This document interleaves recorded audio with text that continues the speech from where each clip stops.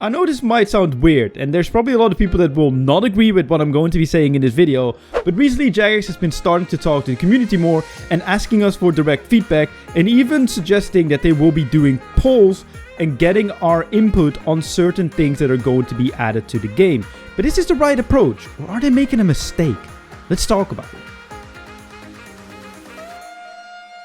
Yo, what's going on guys? My name's Jagex, and today I want to be talking about Jagex's seemingly new approach to communicating with us as the community and asking us for direct feedback on socials, but even offering polls that will be in-game for people to vote on certain decisions to be made about our favorite medieval point-and-click video game, with a recent example of certain requirements being added to comp and trim comp, which is an issue on its own, but we'll talk about that further on in this video. But yeah, I have some interesting takes about this, and you're probably not going to agree with it, but please don't dislike the video. Leave a like on it, because it helps me out. And let's have a friendly discussion in the comment section down below, because I genuinely want to hear what you guys think about it. Subscribe if you're new, and let's just get into this video, right? By the way, I'm also live on Twitch every single day at 6 p.m. game time, so check me out. But anyway, yeah, they talked about getting more feedback, and that even applies to the Fracture Staff of Armadale nerf that they are going to be doing and animate that, which obviously it will still be nerfed, but they might actually be looking more into what the community has been saying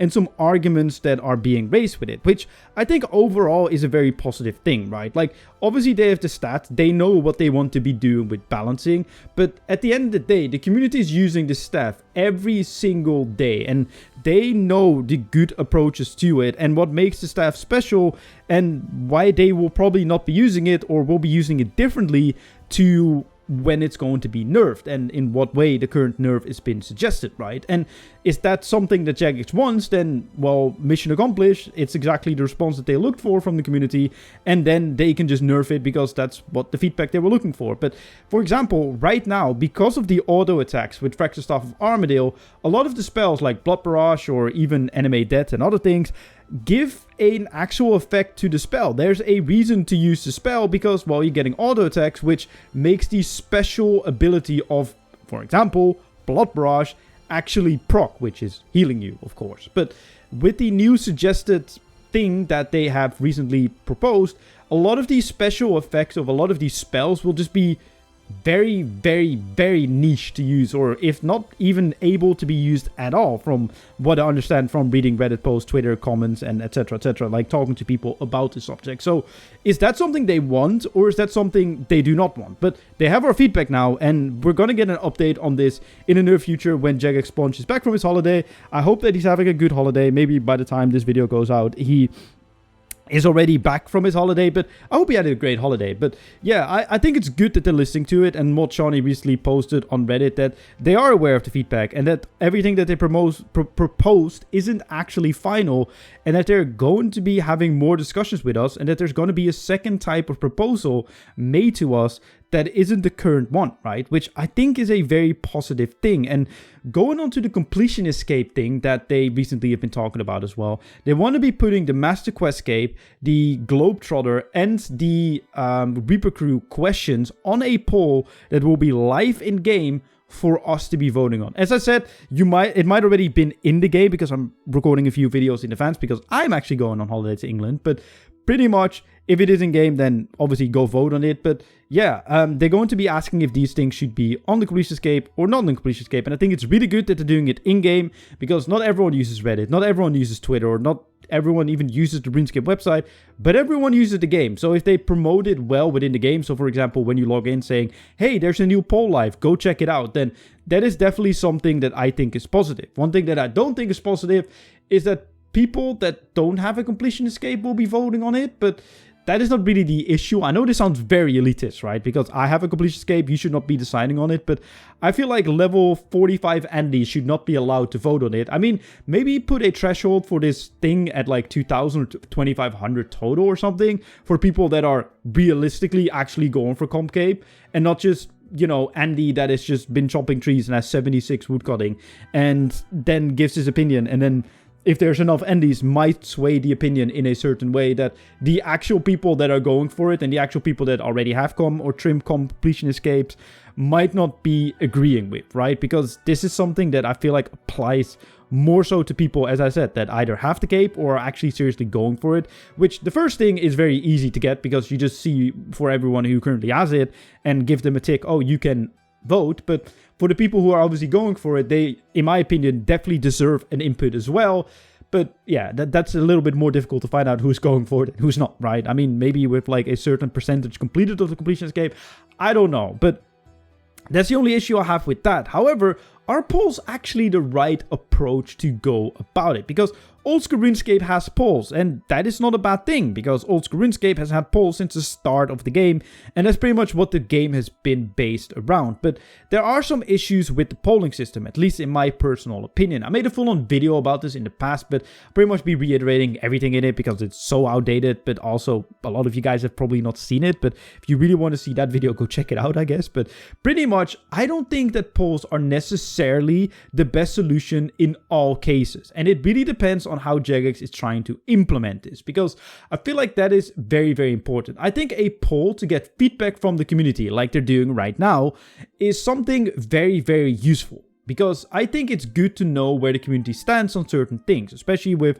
for example, the thing like Globetrotter or Reaper Crew or Master Questscape. Like, these are things that are just, hey, do you want it or do you not want it? And then they can make an educated decision, because I think that, you know, in an ideal world, they want to be adding these things to Completionist or Trim Completion Escape, but maybe they don't really care enough if that doesn't happen, because otherwise they will not run a poll, they will just add it to it, right? Like, I feel like they're indifferent to it. Like, it would be great if it's on there, but if it's not on there, that's okay, because the community doesn't like the idea of it, which I think is fine, because communicating with a community that plays the game every single day and thoroughly enjoys it, or at least I hope he thoroughly enjoys it and likes these grinds, I think is a good thing. But I feel like it gets getting risky when you're asking about balances and about things that are more, you know, data based in the game. Besides not everyone fully understanding these things, which is issue number one. Because obviously, if you don't really understand data, you might see something like an FSOA nerf and be like, oh, this looks terrible, but when you actually run the numbers, it's not as bad as you probably think it is, right? Or maybe it's worse than you think it is, and then you vote in favor of it. Like, it could go all sorts of ways, and I think that is something they should just really just keep as a discussion on social medias and then make their own decisions about it, because I feel like there's too many complications when it comes to actual numbers. I mean, look at regular society, right? Like, can you imagine, like, even in regular society with regular issues, like, look at the Ukraine referendum. Like, a lot of people had no idea what they were voting on when that happened in Europe, or if Ukraine should be a part of the European Union or not. And yeah, that's just all a mess. I'm pretty sure that's what the referendum was for. If I'm wrong, I feel very, very stupid. But I proved my own point, I guess.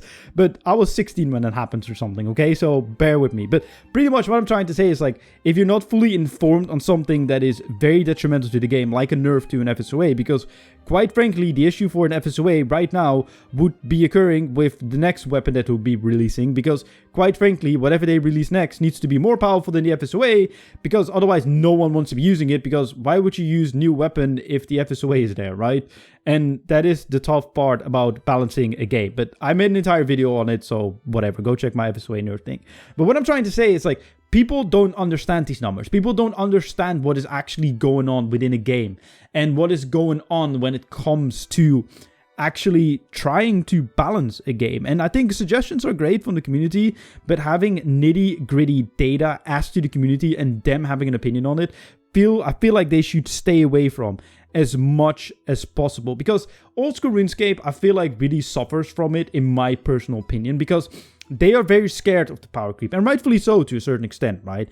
And that goes for just gear, but also for experience wise. But yet again, for me as a casual old school enthusiast, I kind of got turned off the game because every new piece of content wasn't too exciting for me, especially skilling content or new activities or whatever, because it would only offer a slightly better moneymaker or a slightly better experience rate, where I wouldn't be like, wow, I really want to camp this for 2k experience more than I was already doing, or it's slightly more AFK or whatever. Like, it didn't really truly excite me, and I'm afraid that maybe that kind of, I would call it gatekeeping, would also start to happen in RuneScape 3, which would be an issue, because then the excitement will go away from certain updates. Obviously, I don't think we should get every skill a 1 million experience an hour, but it is very easy for people to say, and it's a very human reaction to it, oh, well, I had to suffer with 200k experience, you now have to suffer with 200k experience. It's an hour. And if you're an old school player listening to this, you're probably thinking, dude, 200k experience knowledge, that's so much experience. But for RuneScape 3 standards, obviously that's not a lot. But what I'm trying to say here is that as long as Jagex keeps it to like getting the general feel of the community on a certain topic, right? And actually sticking to it as well. So if people are saying we don't want Reaper Crew on Completion Escape and then them still adding it, kind of defeats the point. But let's say with that Completion Escape example, if we vote yes on everything, then it will get on it. And if we vote no on everything, it will not get on it. That should be great, because that's just a suggestion and an idea from the community. But with something like the FSOA nerf, I feel like it should just be feedback on what is the community thinking, what are the numbers the community ran, and then making an educated guess on their own and not asking us for a green light on it. But that is just my opinion on the subject. Let me know in the comment section down below what you think about it. Do you agree with what I'm saying? Was it as controversial as I thought it was? Because in my mind it was, but then I started talking about it and then I kind of realized, oh, it's actually not as bad. But hey, leave a like if you did enjoy this video, subscribe if you're new, and my name is Jagex, and I'll see you guys in my next video. Kapow!